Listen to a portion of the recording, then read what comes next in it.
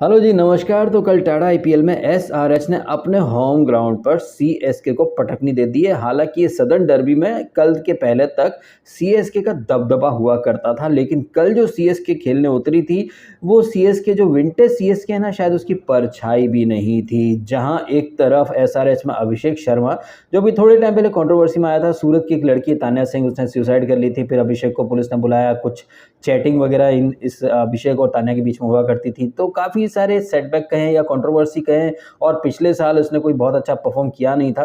तो बहुत सारी चीज़ें थी जो कि अभिषेक शर्मा के अगेंस्ट जा रही थी। लेकिन इस आईपीएल में अभिषेक शर्मा ने जो अब तक 4 मुकाबले खेले हैं, जिसमें से जीटी वाला जो मुकाबला है उसमें भी हालांकि उसने 20-29 बनाए थे, बट अगर उस मैच को छोड़ दे तो अब तक हर मैच में इसने काफ़ी अच्छी इनिंग्स खेली, ताबड़तोड़ इनिंग खेली है। और कल का जो मैच था जिसमें कि सीएसके ने 166 का टारगेट दिया था, और अभिषेक शर्मा ने तो आते से ही दूसरे ओवर में ही इस मैच को खत्म सा कर दिया था। इतनी तूफानी, इतनी आतिशी ये इनिंग थी कि मतलब 12 गेंदों में, सिर्फ 12 गेंदों में 37 रन बनाता है वो, और मैन ऑफ द मैच बन जाता है। जबकि पूरे मैच में सबसे ज्यादा रन अगर किसी के बल्ले से आए हैं तो वो है एडन मार्करम, जिसने कि अपना पराक्रम दिखाया था, 50 मारी थी, बट उसकी जो 50 थी उसे नजरअंदाज करके ये जो अभिषेक शर्मा ने 37 मारे थे, 300 से ज्यादा का स्ट्राइक रेट, और दूसरे ओवर में ही मैच को खत्म सा कर दिया था। मतलब ये जो इंपैक्ट वाली जो इनिंग थी ना, जिसकी वजह से एसआरएच जो है ये मुकाबला आराम से जीत गई है। और जिस तरह से ये जो मैच फंसता जा रहा था, एंड में एसआरएच भी लग रहा था कि शायद चोक कर जाएगी, बट सीएसके ने इतने रन ही नहीं बनाए थे। तो अगर आप पीछे पलट करके देखेंगे तो कई सारे एक्सपर्ट जो कहते हैं स्ट्राइक रेट मैटर नहीं करता है, ये है कंडीशन, पिच डिफिकल्ट। देखिए, ये पिच डिफिकल्ट वाली बातें जो है ना, जैसे आरसीबी के फैंस एक जैज देते फिरते हैं, एक मेंटेलिटी देखिए। वैसे तो सीएसके को मैं आरसीबी से कई गुना बेहतर और अलग मानता हूं, लेकिन कुछ ऐसी चीजें जहां पर सीएसके जो है वो आरसीबी को टक्कर देती जा रही है। आरसीबी का कल्चर क्या है कि भाई टीम हारे तो हारे, हमें किंग किंग की पीपड़ी बजानी है। वही सब जो मेंटेलिटी है वो सीएसके में भी आ रही है कि टीम हारे तो हारे, हमें तो थाला से मतलब है, थाला की बैटिंग से मतलब है।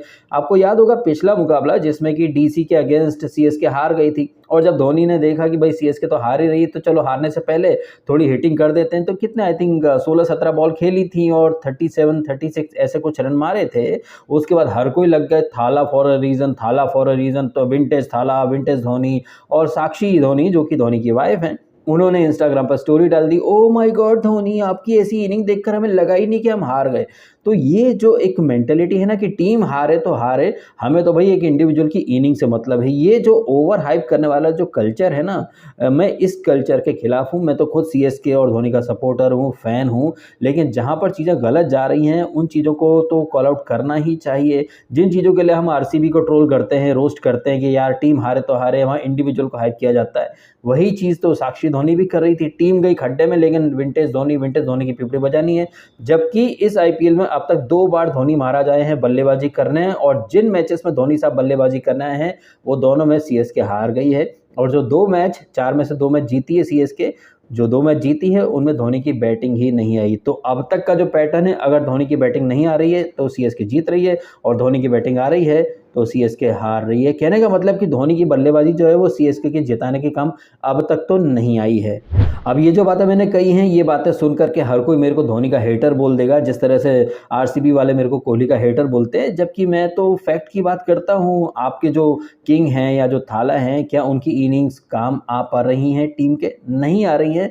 तो फिर किस चीज़ के किंग या फिर किस चीज़ का थाला? ये जो कल सीएसके हारी है, आपको मैंने स्ट्राइक रेट का तो बता ही दिया, जहां पर एसआरएच के बल्लेबाज स्पेशली अभिषेक देखें, आते से ही ताबड़तोड़ हिटिंग करी। हालांकि सीएसके में भी शिवम दुबे ने ताबड़तोड़ हिटिंग करी, बट ऐसा क्यों है कि जब शिवम दुबे खेले या अभिषेक शर्मा खेले या मार्करम खेले तो पिच अच्छा रहता है, लेकिन जब अजिंक्य रहाणे खेले, ऋतुराज गायकवाड़ खेले, सचिन रविंद्र, डेरिल मिचेल, तो पिच डिफिकल्ट हो जाता है। ये वाला जो पिच डिफिकल्ट वाला जो जैज है ना, ये आरसीबी वाले भी देते हैं। जब कोहली टुक टुक करता है, स्लो इनिंग खेलता है, लेकिन उसी पिच पर सुनील नारायण ताबड़तोड़ खेल जाए, फिल सॉल्ट ताबड़तोड़ खेल जाए, तो पिच सही हो जाता है। तो यार ये सब क्या है कि एक्सक्यूजेस है।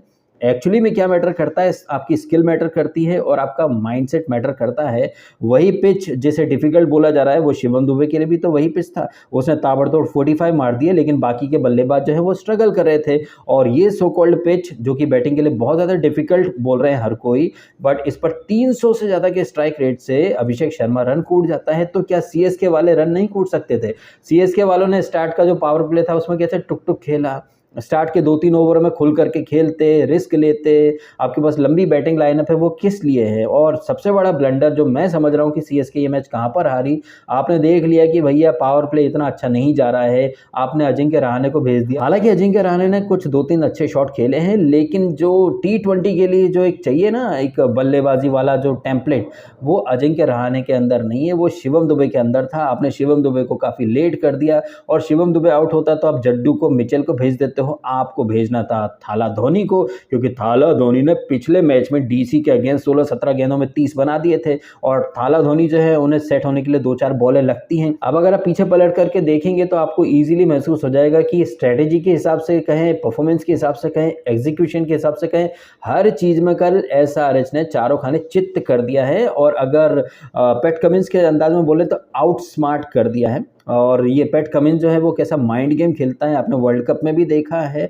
ये ज़्यादा बड़ी बड़ी बातें करता है नहीं। और कल जो रिवर्स साइकोलॉजी खेली है पैट कमिंस ने, उसने स्टार स्पोर्ट्स के एक इंटरव्यू में बोल दिया कि भैया नहीं, वो तो धोनी से टक्कर भी नहीं लेना चाहता, उसमें इतना दम ही नहीं कि वो धोनी की स्ट्रैटेजीज को आउटस्मार्ट कर पाए। लेकिन कितना इजीली उसने धोनी ही नहीं, पूरे सीएसके के थिंक टैंक की स्ट्रेटजीज को आउटस्मार्ट कर दिया। वहीं सीएसके वाले सारा जो ठीक रहा है ब्लेम है उन्हें अपने ऊपर ही लेना चाहिए। आपको पता था कि एसआरएच में भाई ताबड़तोड़ खिलाड़ी हैं, और ये एसआरएच का होम ग्राउंड है। जिस तरह से सीएसके वालों ने चेपॉक को अपना एक गढ़ बना रखा है, वहाँ कंडीशंस, पिच वो अपने हिसाब से कंट्रोल करते हैं, तो उन्हें पता होना चाहिए था सीएसके वालों को कि एसआरएच वाले भी अपने होम ग्राउंड, अपने गढ़ की जो कंडीशंस है वो अपने हिसाब से कंट्रोल करेंगे। इतना सब देखकर भी सीएसके वाले बहुत ही टुकटुकाना अंदाज में, एकदम डिफेंसिव अंदाज में खेले हैं, और इसका नतीजा ये हुआ कि भाई पूरी टीम मिलाकर के 165 ही बना पाती है, वो भी उस ग्राउंड में जिस पर कि पिछले मैच में 500 से ज़्यादा रन बने थे और 277 एसआरएच ने ठोक दिए थे। हालांकि ये पिच अलग था, डिफरेंट था, लेकिन इस पिच के ऊपर 160 कोई सेफ टारगेट तो नहीं था, वो भी तब जबकि अभिषेक शर्मा ने दूसरे ओवर में मैच को खत्म कर दिया था। बाद में तो सिर्फ फॉर्मेलिटीज ही बाकी थी। एनीवेज, कल का मैच हारने के बावजूद सीएसके नंबर 3 पर बैठी हुई है और एसआरएच नंबर 5 पर आ चुकी है। अब आज है वीकेंड, लेकिन वीकेंड पर एक ही मैच है जो कि है बैटल रॉयल, जहां नंबर 2 पर बैठी हुई आरआर भिड़ने वाली है नंबर 8 पर बैठी हुई चोकल नरेश की चोकलियों की सेना से। अब ये जो चोकलियों की जो सेना है, जो कि पिछले मैच अपने घरेलू मुकाबले हार करके आई है, और वहीं आरआर जो है वो पिछले मैच में एमआई की दुनिया हिला करके आई है, जहां पर कि नांद्रे बर्गर, ट्रेंट बोल्ट और चाहल, ये तीनों की तिकड़ी चली थी। लेकिन ये जो आरआर के टॉप 3 की तिकड़ी है, बटलर, जायसवाल, सैमसन, ये तीनों अभी फ्लॉप ही चल रहे हैं। बस रियान पराग ही चल रहा है जितना भी चल रहा है। अब आज का मुकाबला काफ़ी दिलचस्प होने वाला है। हालांकि कल जो है होम टीम जीत गई है, लेकिन पिछले 2 मुकाबले होम टीम्स हार गई थी। अब आरआर अपने होम ग्राउंड में खेलने वाली है आरसीबी से। पिछली बार जब इन दोनों टीमों का मुकाबला हुआ था जयपुर में ही, तब आरआर बुरी तरह से पस्त हो गई थी। वाइन पार्नेल ने मतलब ऐसी सुनामी लाई थी कि आरआर वाले बुरी तरह से वहाँ पर सुपर डुपर फ्लॉप हुए थे। क्या इतिहास अपने आप को दोहराएगा, या फिर आरआर आज जीत का डंका बजाएगा? क्या लगता है आपको, कौन सी टीम जो है वो जीत सकती है? कौन सी टीम का पलड़ा भारी लग रहा है आपको? क्या आज किंग चोकल कुछ कर पाएंगे, या फिर जायसवाल का बल्ला जो है वो गरजेगा, या ट्रेंट बोल्ट फिर से पहले ओवर में कोई ना कोई विकेट लेकर के जाएगा? सवाल है कई, जवाब मिलेंगे आज रात के मैच में। चलिए मैच के बाद ही बात करेंगे। फिलहाल आपने समय निकाला, वीडियो देखा, आपका बहुत बहुत धन्यवाद। Thank you so much.